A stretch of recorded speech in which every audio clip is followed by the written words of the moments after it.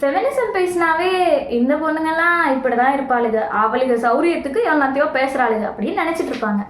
ஆனால் உண்மையான பெண்ணியம் இப்போ சிலர் அவங்களுடைய வசதிகளுக்காக பேசிக்கிட்டாலும் பெண்ணியத்தோட அவசியமும் இன்றைக்கு இருக்கக்கூடிய அவல நிலையையும் கவிஞர் கார்த்திகா கவின்குமார் அவங்களோட அகப்பை முகங்கள் எப்படி சொல்கிறாங்க தெரியுமா? பெண்ணுரிமை. பெண்ணுரிமை மாநாட்டிற்கு சிறப்பு விருந்தினர் அழைப்பு. பெண்ணுரிமை மாநாட்டிற்கு சிறப்பு விருந்தினர் அழைப்பு. ஏய் வந்தவர்களுக்கு டீ கொண்டு வாடி.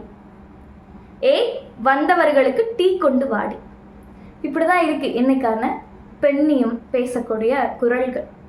ஏன்னா பெண்ணியம் அப்படின்றது ஆண்களுக்கும் தன்னை பெண்ணாய் உணர்பவர்களுக்கும் தன்னை எந்த பாலினமாக உணர்றவங்களுக்கும் சேர்த்து எல்லோருக்கும் எல்லோருக்காகவும் உழைக்கும் வர்க்கத்திற்காகவும் பேசப்படுவது அப்படின்றத நம்ம புரிஞ்சுக்கணும்.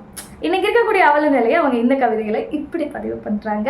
அண்ட் இந்த மாதிரி நிறைய பெண்ணியம் சார்ந்து தாய்மை அப்படின்றத சார்ந்து இந்த சமூகத்தில் இருக்கக்கூடிய அவல நிலைகளை தன்னோட கவிதையால் ரொம்ப அழகாக பதிவு செஞ்சுருக்காங்க இந்த கௌராவோட அகப்பை முகங்கள் அப்படின்ற கவிதை நூலை. மறக்காமல் வாசிச்சு பாருங்க. இது கௌராவின் நூல் வரிசை. நன்றி.